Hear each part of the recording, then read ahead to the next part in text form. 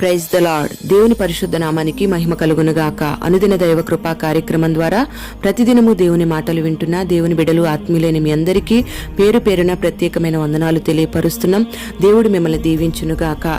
దేవుడు గడిచిన 2 మాసాలు మనల్ని కాపాడి ఈ 3వ మాసంలోకి మనల్ని ప్రవేశపెట్టారు. ఈ నెలంతా కూడా ఆయన సమృద్ధి అయిన కృప మనకు తోడయుండునుగాక.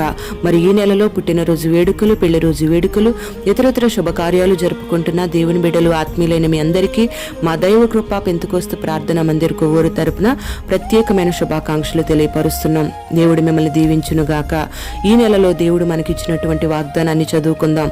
కీర్తనల గ్రంథం 105వ అధ్యాయం 11వ వాక్యం. కొలవబడిన స్వాస్థ్యముగా కనాను దేశమును మీకు ఇచ్చేదనని దేవుడు వాగ్దానం చేస్తూ ఉన్నాడు. మీకు స్వాస్థ్యముగా దాచి ఉంచిన భాగాన్ని మీకు ఇస్తానని దేవుడు సెలవిస్తూ ఉన్నాడు.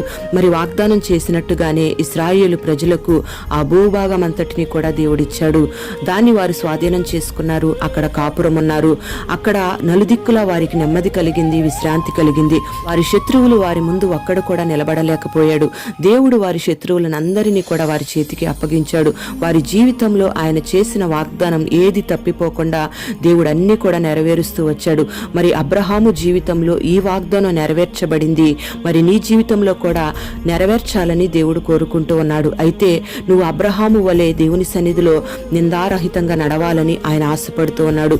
అప్పుడే కొలవబడిన స్వాస్థ్యంగా కనాను దేశాన్ని నీకు ఇస్తానని దేవుడు సెలవిస్తూ ఉన్నాడు. ఆ దేశంలో ఉన్న విశ్రాంతిని దేవుడు నీకు కలుగు చేసి, ఆ దేశంలో ఉన్న సమృద్ధిని దేవుడు నీకు అనుగ్రహించి, ఇప్పటి వరకు నీకు విరోధంగా లేచి నిన్ను తరుముతున్న, నీకు శత్రువుగా మారిన సమస్యలన్నిటినీ నీ చేతికి అప్పగించబోతూ ఉన్నాడు. నీకు ఎదురవుతున్న సమస్యలన్నీ నీ ఎదుట నిలబడకుండా దేవుడు చేయబోతూ ఉన్నాడు. మరి దేవుడు నీకు అనుగ్రహించిన ఈ వాగ్దానం ఈ నెలలో నీ జీవితంలో నెరవేర్చి నిన్ను ఆశీర్వదించునుగాక.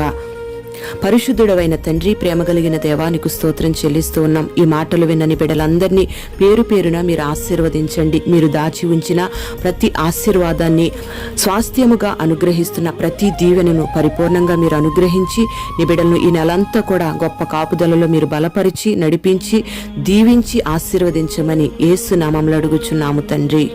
ఆమేన్.